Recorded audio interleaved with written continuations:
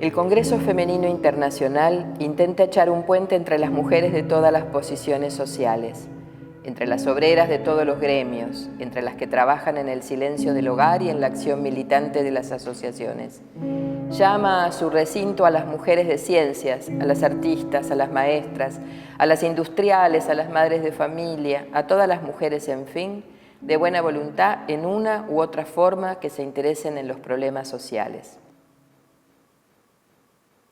El Congreso Femenino Internacional en 1910 se produjo en circunstancias muy especiales de la Argentina y el mundo. Momentos de grandes luchas, el incipiente movimiento obrero en el Río de la Plata, enriquecido por la llegada de la oleada migratoria y en particular el protagonismo de las mujeres en sus huelgas. En ese marco es que las universitarias argentinas que habían formado su asociación plantean por impronta, por iniciativa de Julieta Lanteri, el armar este primer congreso que tiene carácter internacional.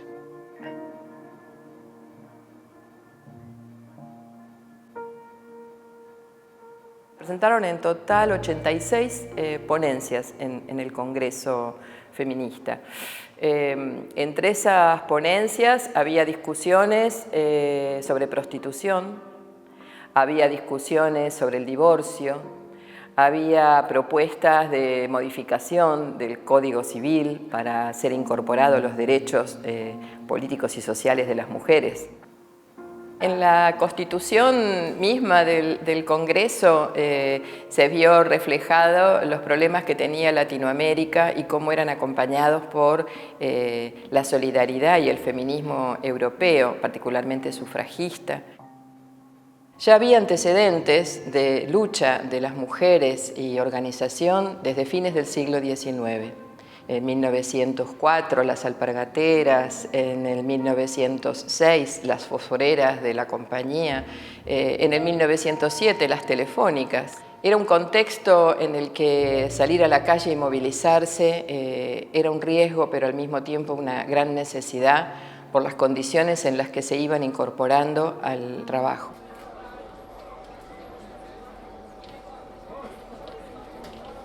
Luchaban por descanso dominical, por igual salario, por igual trabajo. Eran reivindicaciones elementales para convivir su trabajo fuera del hogar y su condición de madres. Esa inauguración que estuvo a cargo de Ernestina López planteó precisamente la unidad entre las necesidades de las mujeres y la independencia nacional. Por esto eligieron el contexto del centenario.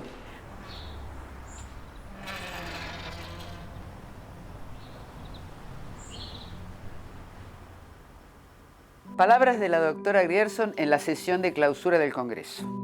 Al cerrar este Congreso, que es un alto exponente de la capacidad de la mujer pensante, los debates han sido libres y llevados en forma parlamentaria.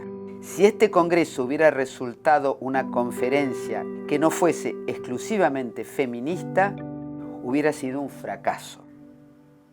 Cecilia Grierson trabajó toda su vida y nos dejó un legado impresionante para la ciencia y a su vez para las mujeres argentinas.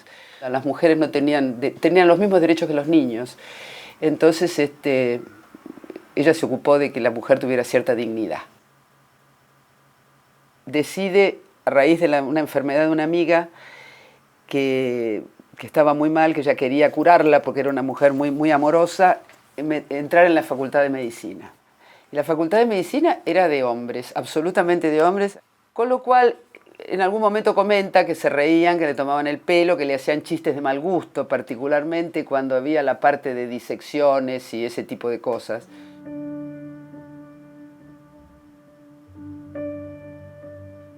La doctora era practicante mayor en el hospital y entonces veía in situ el funcionamiento del hospital y de los enfermos. Entonces descubre que hay una gran necesidad en formar enfermeros y enfermeras.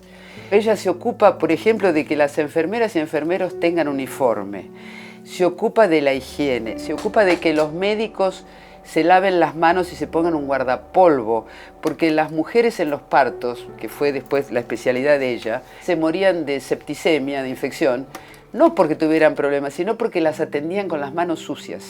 Y todo esto fue una innovación absoluta. Entonces, mientras estudiaba, funda la Escuela de Enfermeras que funciona en el Círculo Médico Argentino. Bueno, la doctora se especializa en ginecología y obstetricia. Las mujeres eran atendidas por hombres.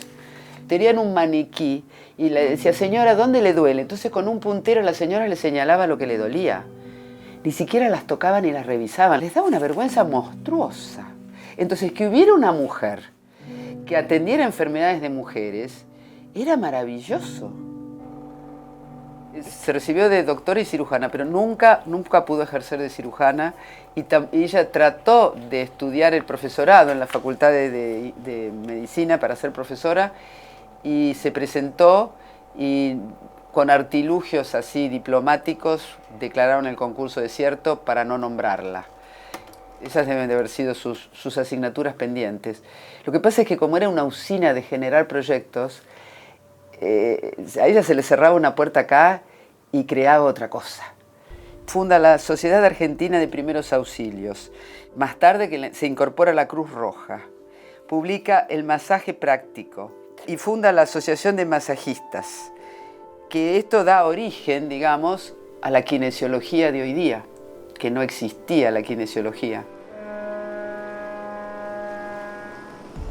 En 1899, Cecilia decide ir a Europa. Está invitada al Congreso Internacional de la Mujer por Lady Aberdeen, que fue la presidenta en Inglaterra, y es la única representante de América que va. En el año 1910 se realiza el Congreso Internacional de Mujeres y fue elegida la doctora Grierson como presidenta y como secretaria Julieta Lanteri. La ponencia de la doctora Grierson fue Ciencia y Artes Domésticas. Esta ponencia está basada en el informe que ella le hace al gobierno argentino de todos los estudios de las instituciones que hizo en su viaje a Europa entre 1899 y 1900. Yo creo que el gran legado de la doctora Grierson fue la conducta a través del esfuerzo. El lema de la doctora Grierson era hechos y no palabras. Ella iba, estudiaba e implementaba lo que aprendía. Y además la generosidad. Porque ella decía en alguna conferencia, no es para mí, sino para la humanidad.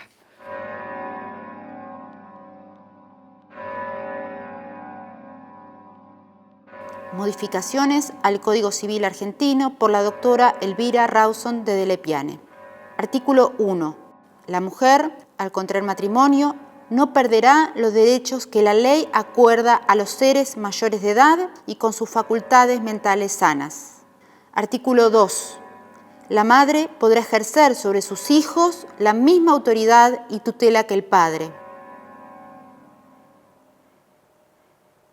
Fue la segunda médica egresada de la Facultad de Medicina de la Universidad de Buenos Aires y ya eso marca un lugar muy importante para la historia política y social de la Argentina, porque no cualquiera podía llegar a estudiar estudios universitarios para fines del siglo XIX y ejercer su profesión en el siglo XX. Hace los estudios normales, en la típica camino que se esperaba de las mujeres, ser maestras en la escuela normal, pero bueno, ella ahí ya raudamente se sale del molde de su época y comienza a estar interesada en los estudios de medicina. Ella y Cecilia Grierson eran las únicas dos mujeres que pasaban por las aulas de medicina y anteriormente había pasado Elida Paso, pero que no llega a recibirse producto de que muere por una enfermedad muy común en la época que generaba la muerte, que era la tuberculosis. Bueno, ella termina su carrera de Facultad de Ciencias Médicas con una tesis, apuntes sobre la higiene de la mujer. Bueno, es una tesis fascinante, en donde ya que en 1892 ella pudiera poner en una tesis pública a la mujer en cuanto a sus problemas de su biología, es totalmente revolucionario. Poder hablar de menstruación de la mujer y de las jóvenes cuando era un suceso que tenía que ver con la vida privada, culta, llena de prejuicios, va a ser una marca de toda su trayectoria, que es su interés por la mujer y el binomio, que se llamaba en la época el binomio madre e hijo. No obstante, si bien ahí es una línea muy conservadora, muy de la época, en cuanto a que la mujer solamente se realizaba en el matrimonio, uno puede encontrar un montón de elementos muy críticos a la época, como las denuncias de jóvenes violadas intrafamiliarmente. Toda su carrera tiene que ver con esa preocupación, vinculado a la infancia y a las mujeres pobres. Y desde ese lugar ella se involucra rápidamente como una funcionaria dentro del aparato burocrático del Estado. También algo muy particular para la época. El Estado suele ser masculino. Esto pasa hoy también, ¿no? El Estado tiene predominio de varones en su estructura. Esto fue algo también rupturista y novedoso. Ella, toda su carrera va a estar vinculado primero al Departamento Nacional de Higiene y después en el Consejo Nacional de Educación. Bueno, a principios del siglo XX, Elvira empieza a tener una activa acción vinculada a los derechos de las mujeres, tanto en sus derechos civiles como sus derechos políticos. Hay una propuesta muy moderna y muy novedosa para la época que se presenta en el Congreso Femenino de 1910, que es una reforma al derecho civil, ya que está hablando para 1910 de cuota alimentaria, de patria potestad, de divorcio. Entonces, que ella en 1910 postulara la urgente necesidad de reformar un código que va a tardar todo el siglo XX para ser reformado, ya está marcando ahí por dónde está pasando su cabeza y sus ideas en cuanto a los derechos de las mujeres. Entonces, ella no solamente logró acceder a estudios universitarios, sino que pudo ejercer su profesión vinculada al Estado durante el siglo XX. O sea, en esta combinación de cómo el conocimiento podía dar elementos para mejorar a las políticas. Y este es el legado de estas mujeres, pensar que por medio de la educación se puede mejorar.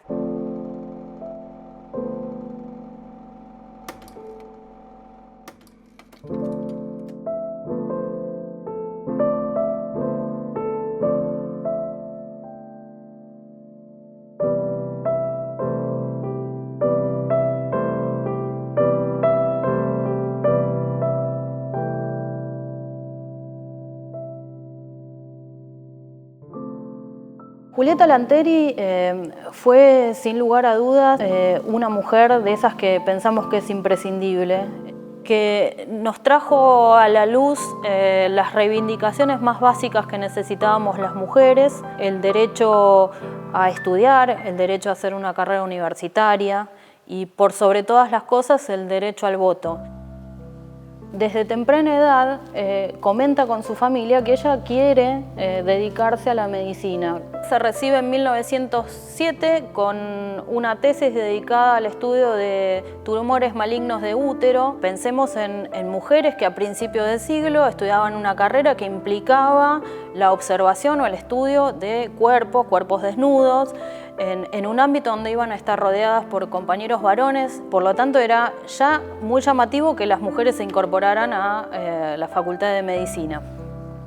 Estas inquietudes constantes que ella tenía la llevaron a vincularse con otras dos mujeres muy importantes que fueron Cecilia Grierson y Elvira Rawson de Lepiane, médicas ellas también.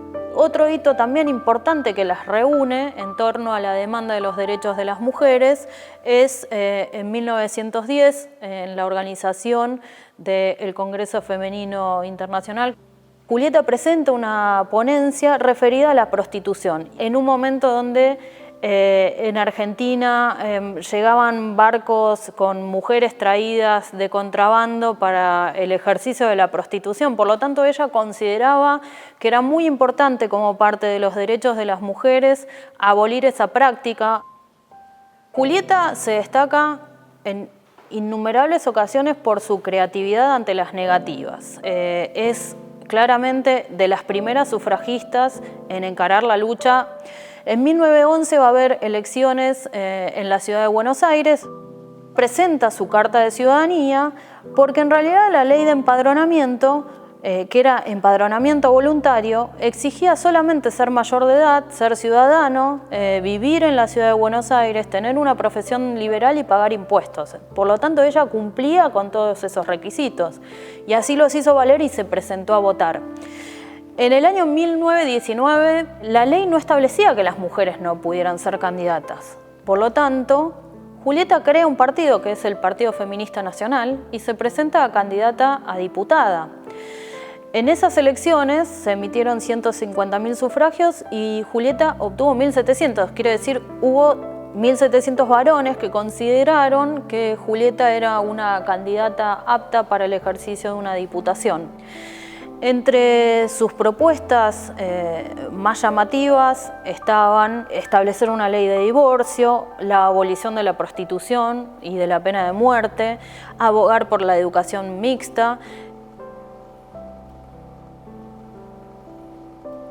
Creo que Julieta Lanteri debe ser puesta de relieve en la historia, en los manuales de las escuelas, debe ser incorporada, al igual que el resto de sus compañeras. La lucha que ella llevó adelante por la obtención de sus derechos nos está hablando de un camino que ella, junto a otras compañeras, abrió dentro de la universidad, muy importante para que nosotras hoy podamos estudiar en igualdad de condiciones con nuestros compañeros.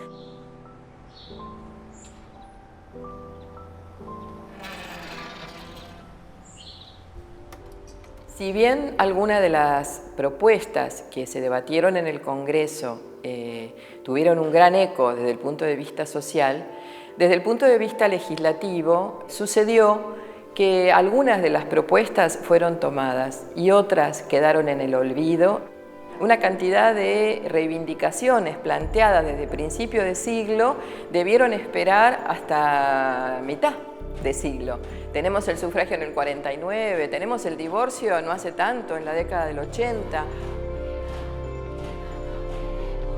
Bueno, hoy estamos en el medio de una maravilloso accionar de las jóvenes que luchan por los derechos de las mujeres, y es emocionante y en buena hora. No obstante, me parece que es importantísimo que se pueda destacar, revisar, hablar, recordar que todas estas actuales luchas con otros momentos políticos, otros sentidos, otros colores, otros manejos del cuerpo, dialogan con un pasado cargado de sentido que deviene de estas primeras mujeres. Estas primeras mujeres fueron centrales para la lucha que hoy estamos dando. Su accionar fue muy revolucionario para la época. Toda la lucha feminista se va a sentar sobre estas consignas que, repito, muchas se han logrado y otras aún seguimos dándole pelea. Y es muy importante hablar de ellas, recordarlas, leerlas, darles el lugar correcto en la historia del siglo XX de las mujeres en la Argentina.